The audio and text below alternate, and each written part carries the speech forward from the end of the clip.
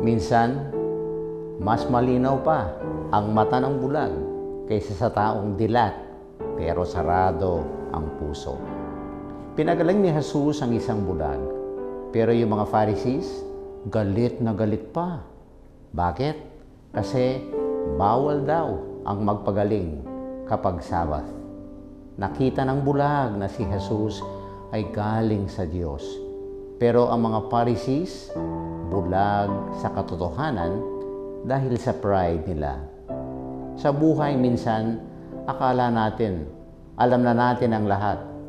Pero ang pagiging all-knowing ang bumubulag sa atin sa mga milagrong ginagawa ng Diyos sa paligid natin.